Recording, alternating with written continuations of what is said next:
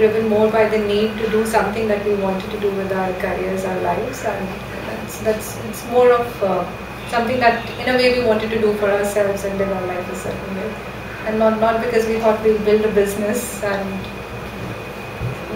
not so much from the business point of view, but more from the desire to do something. I think a lot of people who start up are not looking at a financial target to begin with. I don't think any of the startups you would interview otherwise also would say that I started up to make X million dollars in Y number of years. The standard answer is you started up because you thought that this is something that needed to be done, and something within you said that yes, I must do it. Yeah, my father was in the army.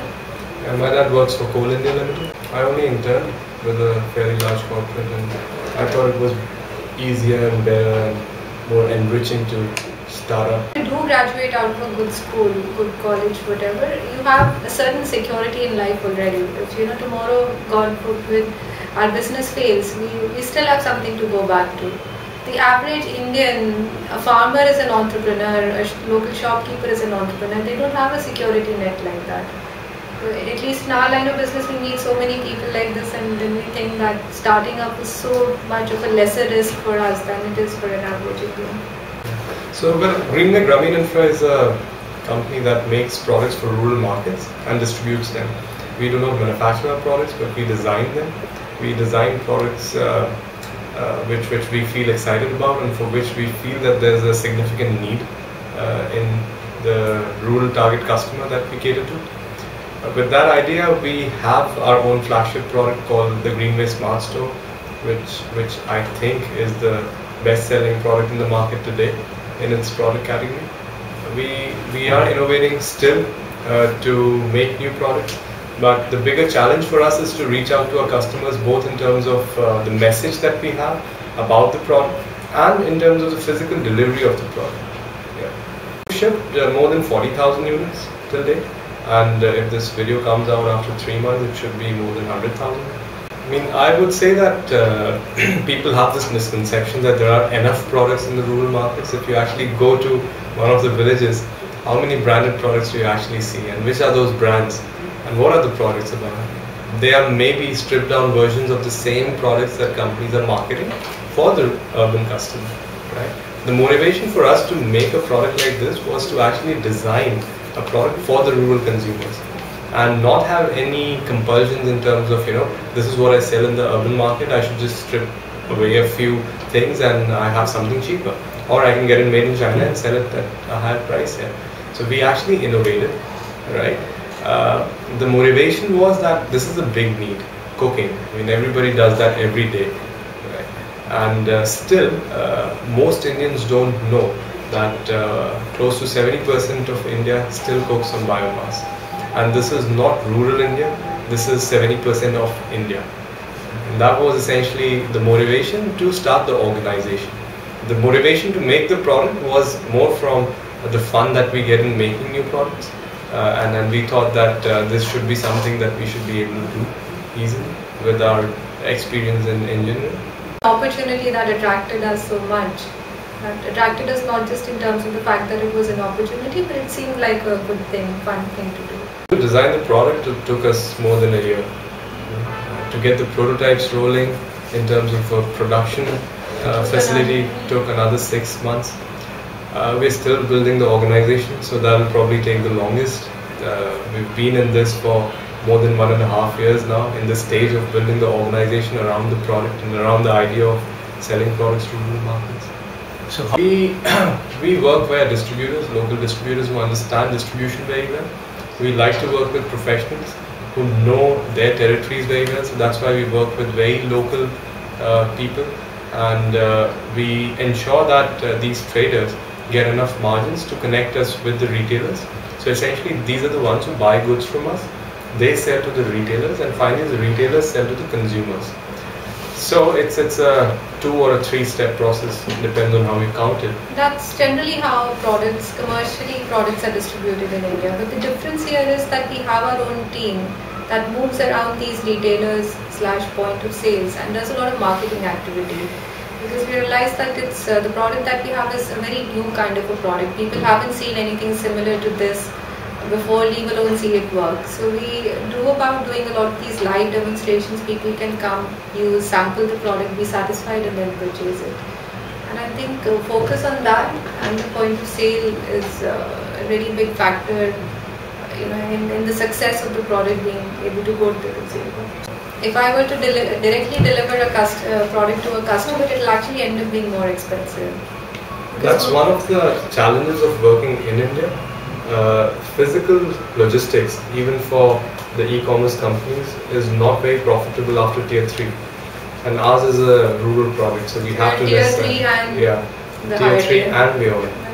So we necessarily have to have a physical connect and ensure that some sort of order quantities are there before the logistics actually get in, right? So for us, sending one single shipment from, let's say, a central location to the final customer is actually more expensive, and it could cause damages and stuff like that, compared to working with a distributor and a retailer. The other thing is that this is a consumer durable about which a lot of customers don't know yet. And when you do a durable purchase, you do it after understanding the product, after understanding the category or not, right? So for our customers, it's important to touch and feel the product, see how it's working before they buy it from a trusted point of sale. And that's why we have to get into the whole distributor retailer thing. In India, starting up is not easy, and doing business by itself is not easy, and especially rural business. So one major obstacle that I think is echoed across physical product startups is that of prototyping. You want to make a simple thing, it's impossible to get it done. That looks like a small thing to say now because we have much better prototyping facilities, but when you're starting out to envision your idea, you need something solid on ground, and that's very difficult to do. Other than that, we have MBAs and all of that, but no MBA teaches you how to start a company. I think there's some very basic lessons about regulations in India on how the legalities of doing a business that most people are unaware of, and got unawares, and hence it leads to certain problems. Like we are still understanding taxation and the taxation of selling goods interstate, exporting, all of that. We're still learning all those things, and that whole learning curve has been quite steep, and it's something that can be avoided by some mechanism to make it easy. Maybe there's some platform that tells you these things upfront the way you want to learn them. That's quite critical. We are very focused, we're very cautious and conscious about criticism that may come from the end consumer, that needs to be addressed. If you're not listening to the consumer, then things would go wrong. But other than that, I think, why did you start up, why are you doing things this way, we don't care as much. It's an online product, which is essentially a website. Criticism is easy, B, it's easier to act upon, C, people can respond quickly on any changes that you do. When you are in a physical product space, it's very expensive to change the way you're doing things, that's one. Second thing is that it's still easy for people to criticize, so you have to be careful in picking whether the person who's giving a criticism is actually the person who's using the product. If he or she is not using the product, or if he or she will have no bearing on the product by the criticism, just reject it. As simple as that. We have practically just covered 2 states extensively, and I would say just cursorily, not extensively. We've been in Karnataka for some time, and we have now started working in Maharashtra also. Oh, we want to be a global company, no doubt about that, but we are still very young as a company, and we still haven't done even 30% of covering the Indian. Sure. I mean, we are still quite small if you look at it from the perspective of how big the market is. In India by itself. Yes. In India by itself. So we would want to be more stable in the way we sell in India, and then look at export markets. Government has to give incentives for startups to scale up. I would say Indians are fairly entrepreneurial in terms of starting up. That's not the difficult part. The difficult part is ensuring that these startups become large corporations, become formal, organized businesses which pay taxes, which again makes the government spend more on developing the society as a whole, and not just startups and giving them money. And parents need to tell their children it's okay to start up. Yeah. We've seen so many startups where the founders have had to go back to their jobs because the parents said, "Beta, kya kar rahe ho?" Simple things like there are not enough toilets for women in this country. You know, that very simple things. There are not enough hotels that welcome, you know, a group of women or a single woman to come and stay. I have been kicked out of hotels or refused because they think that, you know, single girl trouble, don't accommodate her. The point is that this simple infrastructural issues inhibit a lot of women from working. I am happy to travel to, you know, strange places and do work because my work requires me to. But honestly, a lot of places I cannot travel to. A lot of places my team would say that, okay, no, don't go types. The other thing is that other than corporate India and in some bits of corporate India also, there are a lot of men who have difficulty doing business with women, who have difficulty accepting that yes, this woman has come to do some job there. Acha, who is your boss? Is this your father's company?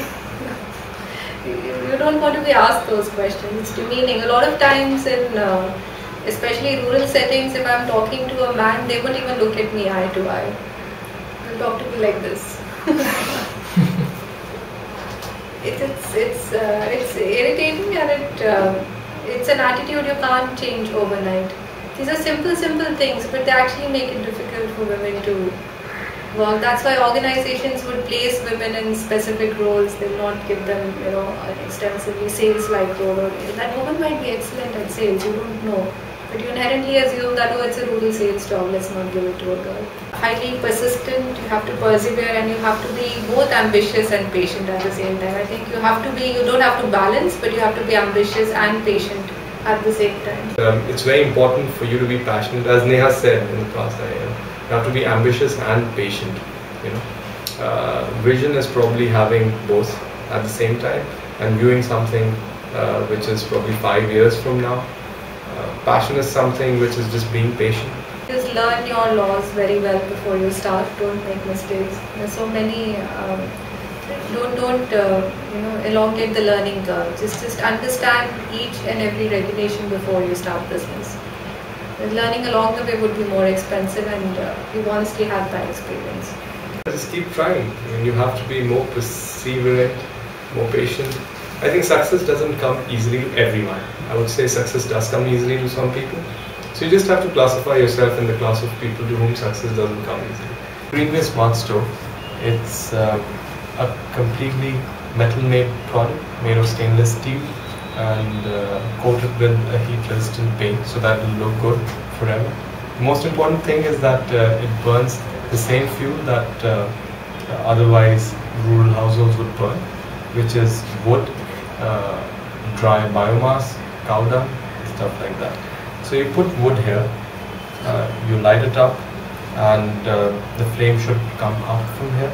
The idea is that the grate allows the air to touch the burning fuel at the bottom, and then we have these holes at the bottom which draw in air, which gets heated and comes out of these holes inside the combustion chamber.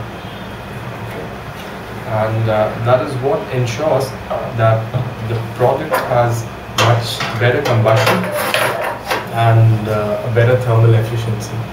And these are not just two layers of steel that you see.